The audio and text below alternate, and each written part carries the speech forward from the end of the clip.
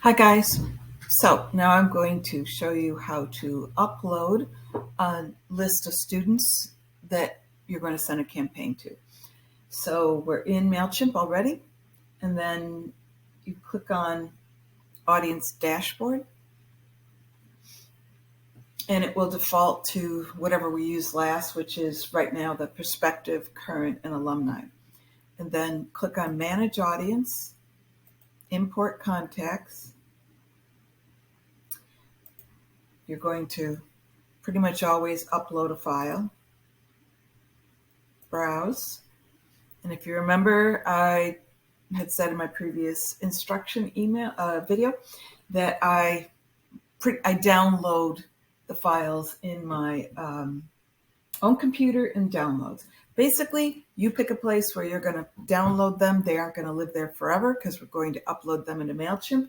And Mailchimp is a database, so you can always get a hold of this list later. And I'm uploading the summer 22 applicants. We're sending them the "Are you coming?" email. And open, and then continue to organize.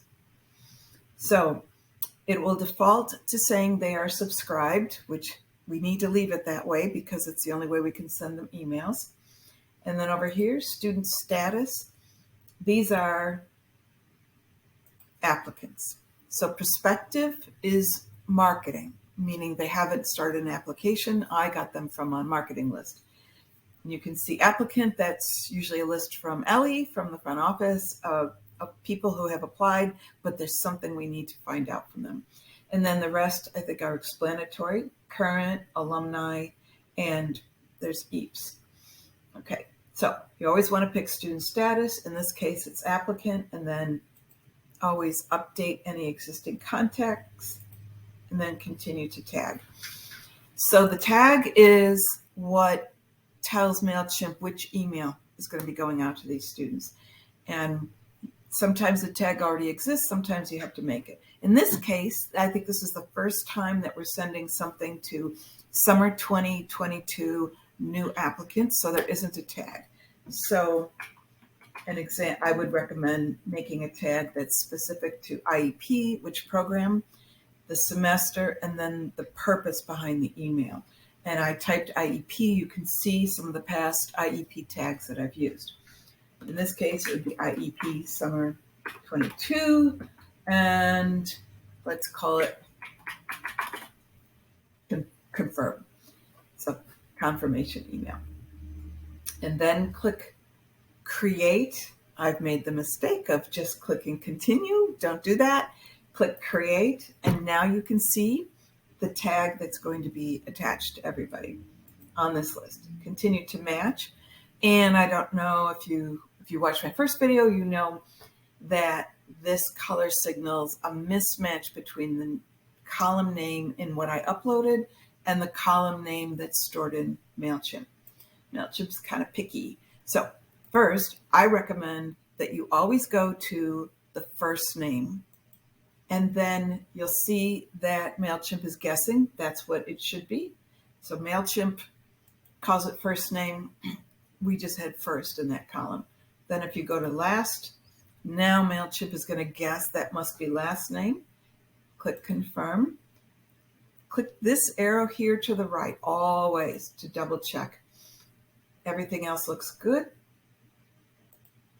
Now we finalize import, and this doesn't mean it's imported yet. It's like Amazon, you get to check your cart before you check out. So there's 97 contacts for uploading. Did I say subscribed? Yes. Update existing contacts? Yes. The status, student status, is applicant. Perfect. And the tag, that new one that I created, IEP SU22 confirm. Good. If any of this you need to change, you can go back here. These are called breadcrumbs. So if I forgot to put a tag in, I go back to tag, and then I have a second chance to put in the tag. And then I go through the match procedure again. If I realize, I've done this sometimes where I realize it's the wrong list, I can go all the way back to import and start from scratch. So anyway, this one looks complete. It's correct. I'm going to complete the import. With a list that's a little bit longer. So you see I updated 42. That means that 42 of them were already in Mailchimp, and there's 55 new contacts. And the reason that can happen is that the 42, this may be someone that I was asked to add as a potential applicant for a previous semester. They didn't enroll. Now they're still in the applicant status. Now we have 55 new ones. Okay, so I recommend view contacts because every once in a while something weird will happen. And the weirdness is sometimes a last name might be missing. I think that's the only thing I've actually ever seen. So you can scroll and you'll see, okay, nothing blank. Aha. Oh, personal email. These are the old people that were already in.